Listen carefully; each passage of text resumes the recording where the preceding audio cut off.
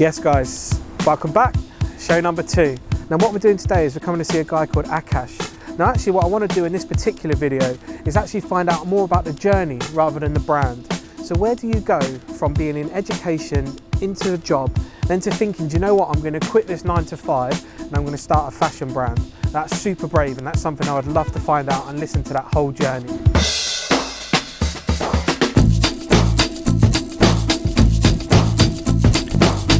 Akash, tell us a little bit about yourself. So I'm a local Leicester lad, where I also studied business marketing. I always had an enthusiasm about fashion, and I decided to start a fashion blogging page on Instagram.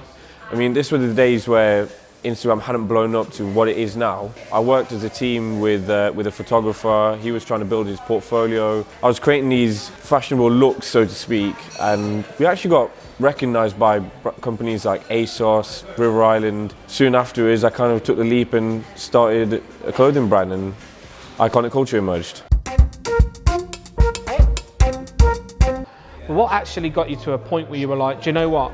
I'm going to take that risk. Like with a job, you get a sort of regular income, which is cool. And for me, like someone who's massively interested in fashion, and I'd love to get involved in certain things, but I just haven't got the balls to just turn around and be like, I'm dropping everything. How'd you get to that point? It is risky. It's actually a daunting thought. But it got to a point where I felt like there needs to be a brand that really is relatable to people. And me being a raver myself, I didn't feel like there was anything out there for that sort of audience. So yeah, that's one of the main reasons I would say I started a clothing brand. It's the passion side, and it's also, I feel like there's a gap in the market that's not really being penetrated. So Iconic Culture, great name. See you're wearing some of the clothes now. We've got some great designs here. How do we get from oh, this will make an amazing t-shirt, to actually wearing that t-shirt? What's that journey look like? Whenever I come up with ideas, I basically, so to speak, I plant the seed, and I work very closely with the designer. We do a lot of brainstorming, see what's out there. With a lot of our designs, we're inspired by so many different things, tattoos being one of them, other fashion brands, graffiti, art. There's so many different things that we look at and we get inspired by. And then based on what we see, we'll come up with an amalgamation of the different thoughts that we've come across, and there'll be a lot of toing and froing. He'll do about 15, 20 different versions of a design. We'll then CAD them up. And what I mean by that is we will then create these visuals of how they'll look in situ on a t-shirt, for example. And then we'll then print off strike-offs. But with our brand, it's a bit of a longer process, because we get all of our garments dyed, cut and sewn to our shape, and then we create these prints, and then we put them together. So there's an additional process behind it. I mean, other brands, they might shorten the process by getting a ready-made garment and then getting a print and putting that onto a t-shirt or whatever it may be. And then yeah, we'll print them off, we'll get samples made. Provided we're happy with the samples, we then get the production run, but then you've got your packaging, you've got your swing tags, you've got to get them made, you've got your back neck labels as well, you've got to get them made. It's massively important that if you're starting a brand, you make sure in every possible way the detailing is on point. I've come across brands where their back neck labels don't have their logo on there. They'll have the ready-made garments that they've purchased from, they'll keep their branding on there. That's a rookie mistake. You need to make sure every bit of detailing about your brand is coming through in your piece of garment or whatever it is. For this one, we've gone with just a standard white base fabric. Reason being is there's a very visual-led print on there, and we wanted to make that pop. It kind of speaks for itself. The space tee is something that resonates well with ravers. And then we've gone for this whole overlapping effect as well, which makes it look quite trippy as well. So in this one, we've got a geometric infill inside the chevrons, and we've got like a drippy effect because the whole concept of drip. So we kind of incorporated that into the print itself. We've got like a tie-dye hoodie because tie-dye is huge at the moment. I love tie-dye. I've been I've been into tie-dye since a young age as well, actually. The Daily Grind tee, another group that we affiliate ourselves with, not only ravers but also skaters. So we thought, why not have a skater doing a front side grind, and at the same time the whole concept about daily grind is also someone that does a bit of graft as well, so they can relate to it as well. Obviously I see these designs and I'm miles away from having the capability of doing this, but equally when I'm looking at stuff and I'm like, whoa, like, I don't know, like Notorious B.I.G. is huge right now.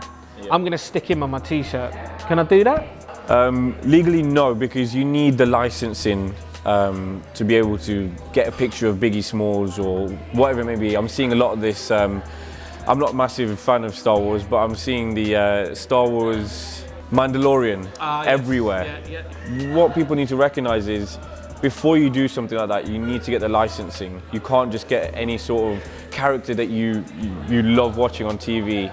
I love Dragon Ball Z when I was a young boy, and I get a bit nostalgic now, but I can't just get a picture of Goku and stick it on a t-shirt as much as I would love to, because there's a lot of legal action that can come your way.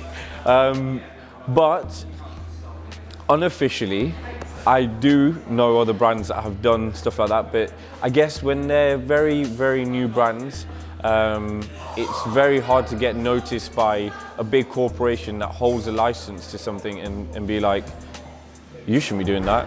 So I guess being a small brand as well, you can get away with a lot, but I wouldn't advise it. Biggest thing about any brand is obviously advertising. Of course. How'd you put it out there? What do we do? So one of the mediums is Instagram. Okay. It's such a powerful tool. Facebook advertising, another powerful tool. But also offline advertising is very important. Yeah. You need to be able to, goes back to what I said, resonate well. People need to resonate well with the brand. I physically go out to raves. You need to put yourself out of your comfort zone and plug the brand wherever you can. One of the messaging that we put out there as part of Iconic Culture is rate it, rep it. Rate it, rep it is basically buy it because you like it, as opposed to buying it because of who else is wearing it. When I go to raves, I plug the brand, I give these stickers out, and people, you know what, last time I went out, I gave a sticker to one guy and about 5 different people came because of the simple fact that there's a middle finger on there. It's something that's very out there as a message. So that's a very important way of getting your brand out there, offline and online marketing.